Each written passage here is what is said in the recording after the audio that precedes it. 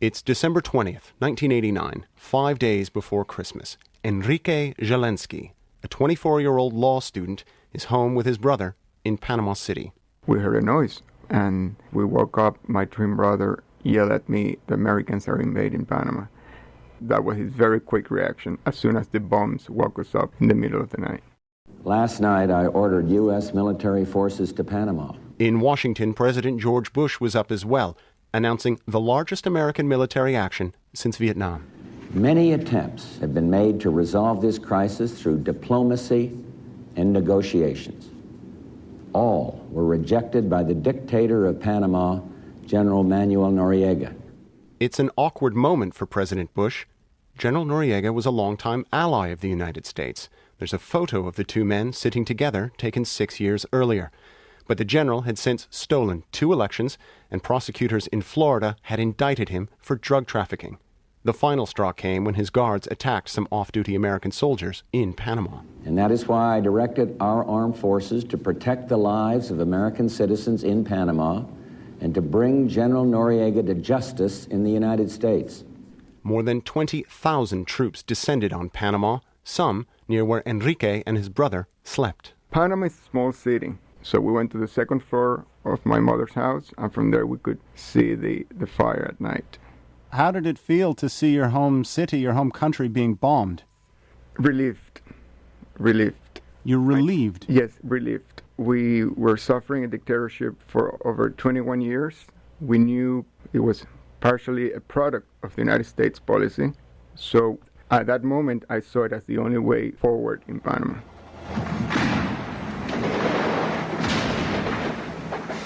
For 2 days, we had utter chaos. There was no law in Panama. I felt very angry that they invaded Panama, but for 2 days they did not take any measures to protect civilians. It's not known exactly how many civilians died in the invasion. Estimates range from a few hundred to a few thousand. Enrique was at home when he saw the first sign that order was being restored. It was a tank just driving by our front door. It was like a David Lynch movie, or it's very surrealist movie, to see a tank driving by your front door. And you must have been pleased. I was pleased. Yes, I cannot deny it. I felt relieved. The Americans now had control of Panama, but General Noriega had escaped into the residence of the Papal Nuncio, the Pope's ambassador. For Enrique, this would be a life-changing moment. He knew the ambassador and said yes when he was asked to enter the embassy and be his translator in the negotiations with the Americans. It was a total siege. You couldn't walk in or couldn't walk out of the embassy without a safe passage. And beside Noriega, there were many other officers from the previous government, and there were also members of the Basque terrorist organization taking refuge. ETA, members of ETA. Yes, ETA. So I was very alert. Enrique was free to come and go, but he chose to stay in the embassy most of the time and got to see quite a bit of General Noriega. My bedroom was next to his, and he never slept with the door closed. So I could always see him on the way to my bedroom. What did he look like? I saw a very, very frightened human being. He was watching television on a daily basis, and they were showing people skating in Rockefeller Center and people enjoying Christmas. And there he was on his bed, very sad and very frightened. And just across his window, you could see an American soldier posted 24 hours a day pointing at him. So there was an American soldier with a gun posted right outside his window? Yes, with a machine gun. And you're sleeping in the room next to him. You couldn't have felt very safe. I couldn't, and in the middle of the night, I would wake up suddenly with maybe a bit of panic. Now I can describe as a panic attack. You were sweating. Definitely.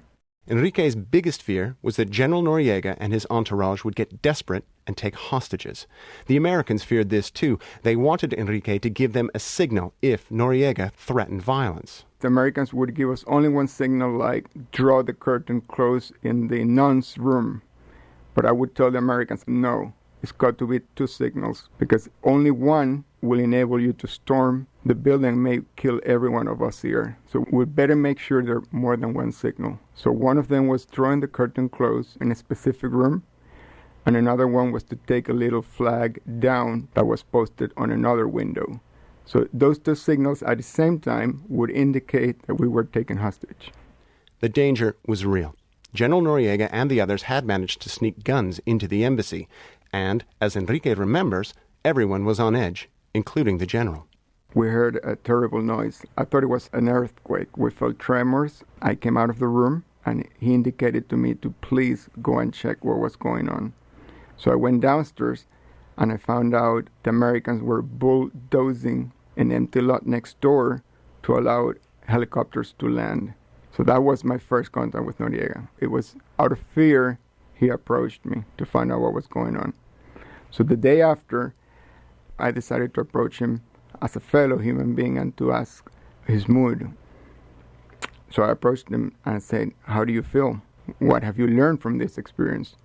And then he told me he was feeling like an atom, like a speck in the universe, like nothing. And I replied to him, "Yes, that's the human tragedy. We're all born thinking we're the center of this universe, and it takes many years to realize that the world just goes on without you. And some people don't even realize that." And so it was a very existential conversation. While these intimate conversations were going on inside the embassy, playing with the general, Enrique says if that was the aim, it didn't work. That's urban legend, total urban legend. Loud music was being played aloud from one side of the embassy next to the ambassador's room, but neither Noriega nor I could hear the music. So the Vatican ambassador asked the Americans to stop the music as it was keeping him awake and Noriega was not being disturbed at all. At times, there was music inside the embassy. On New Year's Eve, 11 days after the invasion began, everyone gathered for a big meal. There were singing, there was smoking, there was drinking, there were performances. One of the refugees would say, "You know what, I'm going to now live in Peru and I will work in a cabaret." And then this lady started performing what she would do in Lima to earn a living. So it was very humorous. Except for General Noriega. There was a psychological pressure on him. We were all instructed to remind them what happened in Italy to Mussolini and what happened to the Romanian dictator who had just been murdered by the crowds in that same month, in December 1989. So that was a bit of psychological pressure, and we knew the crowds were surrounding the embassy, and we did not have guarantee that the Americans were going to block the access to the embassy. So there was that element of fear being instilled in his mind. 3 days later, on January 3rd, 1990, General Noriega surrendered to the American forces. The invasion had achieved its aims. Most of the U.S. troops would be home within a month. Noriega is still in prison.